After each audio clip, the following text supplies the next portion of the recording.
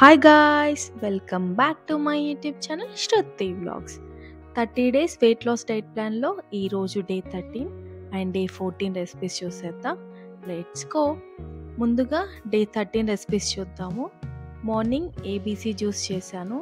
దానికోసం ఒక యాపిల్, ఒక బీట్రూట్, ఒక క్యారెట్ తీసుకున్నాను. నీట్‌గా క్లీన్ చేసి పైన ఉన్న తోలుని పీల్ ఆఫ్ చేసి చిన్న చిన్న ముక్కలుగా కట్ చేసుకోవాలి.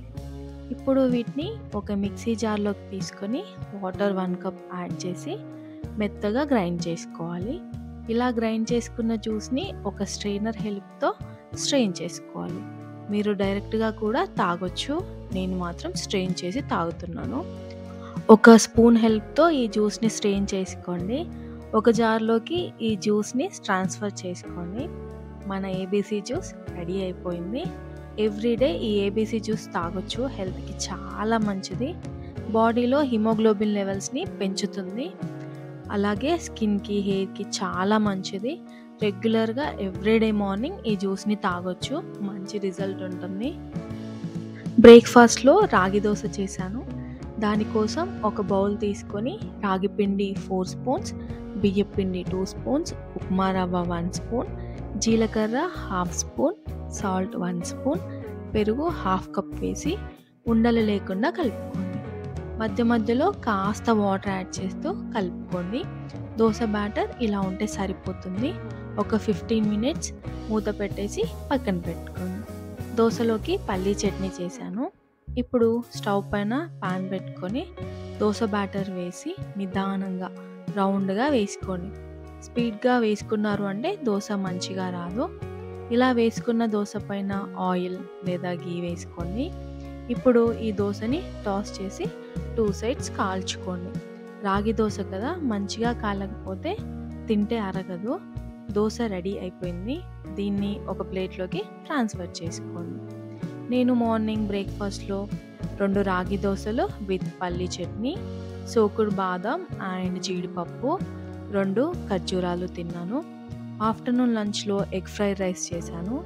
దానికోసం 2 ఎగ్స్, 2 పచ్చిమిర్చి, ఒక క్యారెట్, 1/2 క్యాప్సికమ్, ఆనియన్ చిన్నగా కట్ చేసి పక్కన పెట్టుకున్నాను. ఎగ్ ఫ్రైడ్ రైస్లోకి 1 కప్ రైస్ కుక్ చేసుకొని పక్కన పెట్టుకున్నాను. ఇప్పుడు స్టవ్ పైన పాన్ పెట్టుకొని ఆయిల్ 2 స్పూన్స్ వేసుకొని వేడి అయ్యాక సన్నగా కట్ చేసుకున్న వెల్లుల్లిని యాడ్ చేసుకోవాలి. తర్వాత పచ్చిమిర్చి, ఆనియన్స్, క్యారెట్, క్యాప్సికమ్ వేసి మూత పెట్టుకొని ఒక 2 మినిట్స్ కుక్ చేసుకోండి.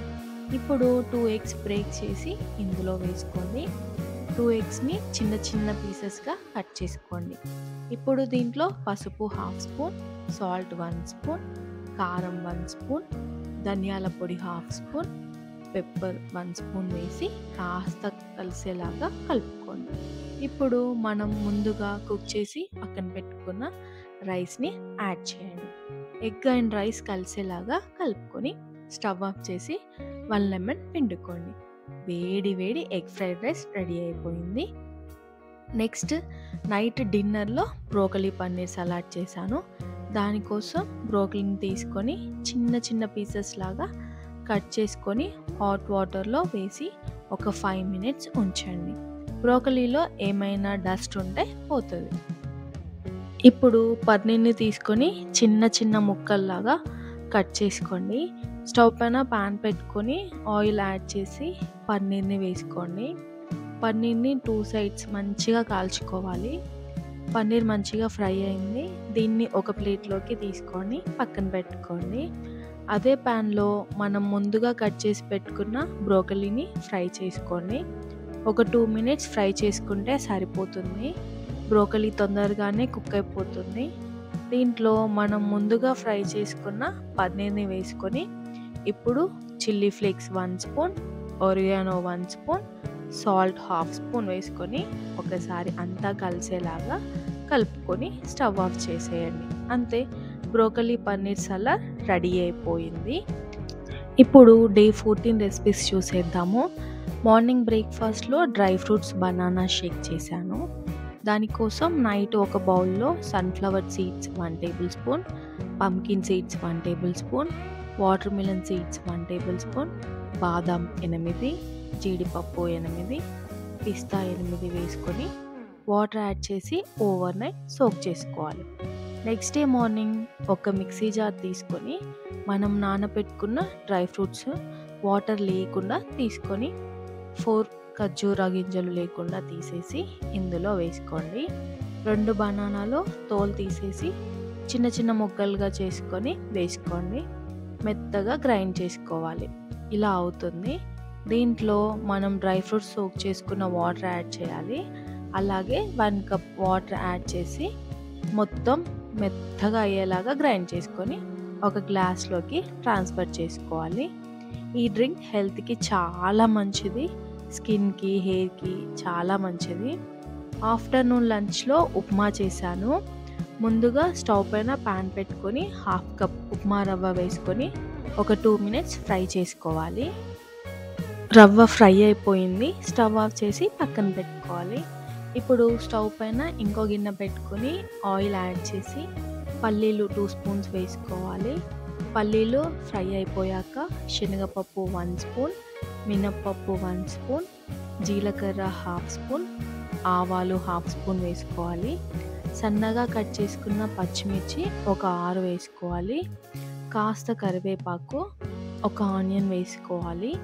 ఆనియన్ ఫ్రై అయ్యాక 1 స్పూన్ సాల్ట్ వేసుకొని ఒకసారి కలుపుకొని వాటర్ 2 కప్స్ యాడ్ చేయాలి. మనం 1/2 కప్ రవ్వకి 2 కప్స్ వాటర్ యాడ్ చేయాలి. ఇప్పుడు మూత పెట్టుకొని వాటర్ని బాయిల్ అవ్వనివ్వండి. వాటర్ బాయిల్ అయ్యింది. దీంట్లో మనం ముందుగా ఫ్రై చేసుకున్న రవ్వని వేసుకొని ఉండలు లేకుండా కలుపుకోండి. ఉప్మా చాలా ఈజీగా అండ్ తొందరగా అయిపోతుంది. లాస్ట్లో సన్నగా కట్ చేసుకున్న కొత్తిమీర వేసి ఒకసారి కలుపుకోవాలి. స్టవ్ ఆఫ్ చేసేయండి. వేడి వేడి ఉప్మా రెడీ అయిపోయింది. ఒక ప్లేట్లోకి ట్రాన్స్ఫర్ చేసుకోండి. టేస్ట్ చాలా బాగుంది. నైట్ డిన్నర్లో చనా దోశ చేశాను. దానికోసం ఒక బౌల్లో బ్రౌన్ రైస్ 1/2 కప్ తీసుకొని నీట్గా వాష్ చేసి వాటర్ యాడ్ చేసి 8 to 10 అవర్స్ నానబెట్టుకున్నాను. ఇంకో బౌల్లో శనగపప్పు 1/2 కప్ వేసి నీట్గా క్లీన్ చేసుకొని వాటర్ యాడ్ చేసి 6 అవర్స్ నానబెట్టుకున్నాను. ఇప్పుడు ఒక మిక్సీ జార్ తీసుకొని మనం ముందుగా నానబెట్టుకున్న రైస్ అండ్ పప్పు వేసుకొని దీంట్లో పచ్చిమిర్చి 2, 1 స్పూన్ సాల్ట్, కాస్త వాటర్ యాడ్ చేసి మెత్తగా గ్రైండ్ చేసుకోవాలి. ఇలా గ్రైండ్ చేసుకున్న బ్యాటర్ని ఒక బౌల్లోకి తీసుకొని ఒక 20 మినిట్స్ పక్కన పెట్టుకోండి.